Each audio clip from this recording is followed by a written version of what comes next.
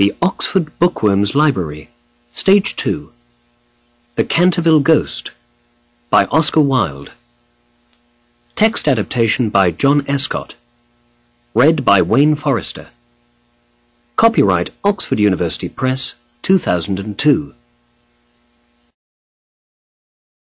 Chapter 1. The Otis family comes to Canterville.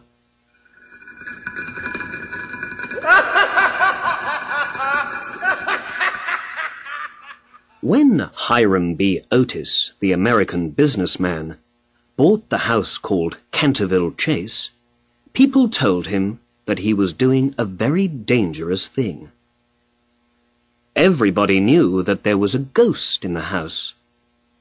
Lord Canterville himself told Mr. Otis all about it.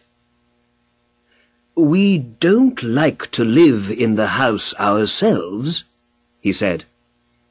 "Too many of my family have seen the ghost.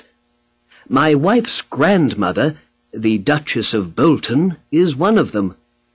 One night, while she was dressing for dinner, 2 skeleton hands were put on her shoulders. She has been ill for years because of that. And my wife never got any sleep there because of all the noises at night." "Lord Canterville," answered Mr. Otis, "I will buy both the house and the ghost. I come from a modern country, and we can buy nearly everything in America, but not ghosts. So, if there really is a ghost in the house, we can send it home to America, and people will pay to go and see it." "I'm afraid that the house really does have a ghost," said Lord Canterville, smiling. "Perhaps there are no ghosts in your country, but our ghost has been in the house for 300 years, and it always appears before the death of one of the family." "Well, so does the family doctor, Lord Canterville. But there are no ghosts, sir, in any country, not even in famous old British families." "Very well," said Lord Canterville. "If you're happy to have a ghost in the house, that's all right. But please remember that I did tell you about it." And so Mr. Hiram B. Otis bought the house, and a few weeks later he and his family went down to Canterville Chase on the train. Mrs. Otis was a very beautiful woman, and looked just as English as an Englishwoman. American people are really no different from English people, but they do, of course, speak a different language. Her eldest son, Washington, was a good-looking young man with a wonderful smile, who was famous at all the London parties for his fine dancing. Miss Virginia E. Otis was a sweet little girl of 15, with big blue eyes. She loved to ride horses, and could ride faster than a lot of men. One day, the young Duke of Cheshire saw her on horseback, and immediately asked her to marry him. But his family sent him back to school the next day. After Virginia came the twins, 2 happy, noisy little boys, who were always laughing and playing tricks. It was a lovely July evening when the family got off the train. The fields and trees looked beautiful in the golden sunshine. The birds were singing sweetly, and the sky was a bright blue. But when they arrived at Canterville Chase, storm clouds suddenly appeared in the sky. Then 10 or 12 large black birds flew down over their heads, and big drops of rain began to fall.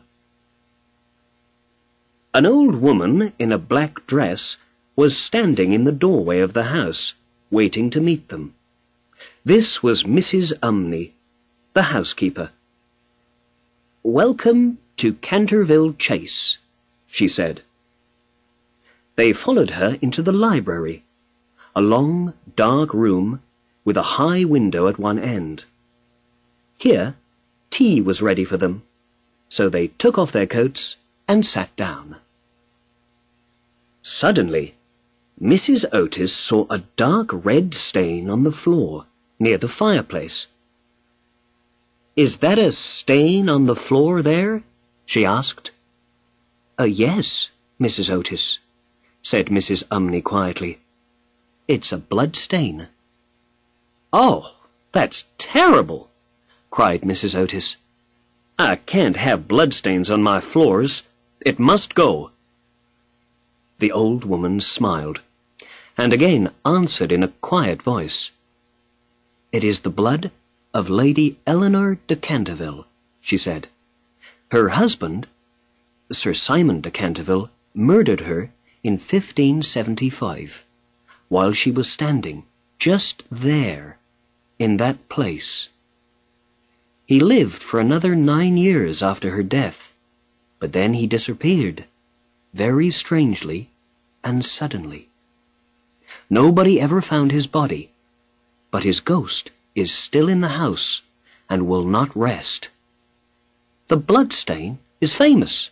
Visitors come here specially to see it. People have tried to clean it, but it will not go away."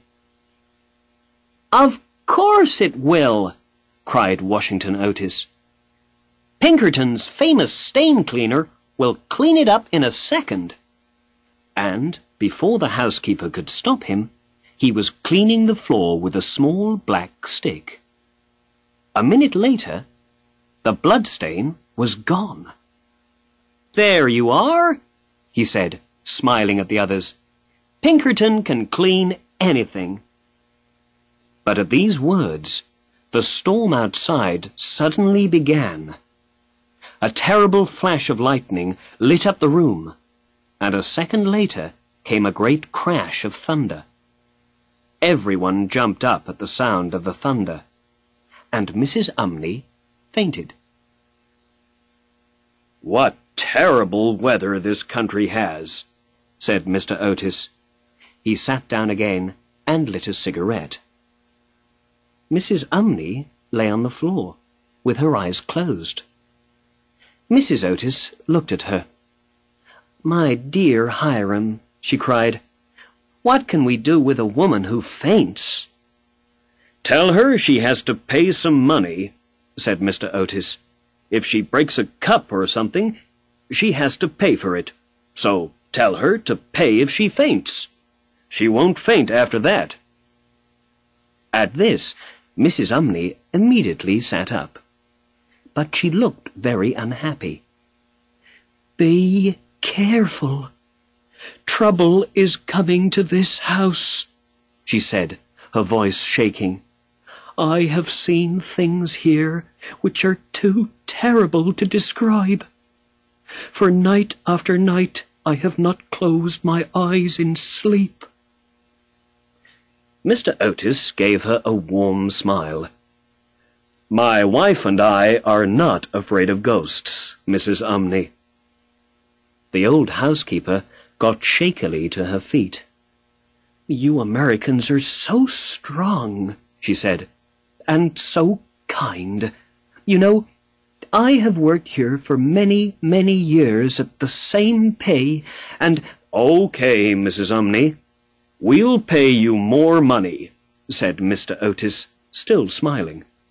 "Oh, thank you, dear Mr. Otis, and dear Mrs. Otis. Thank you very much."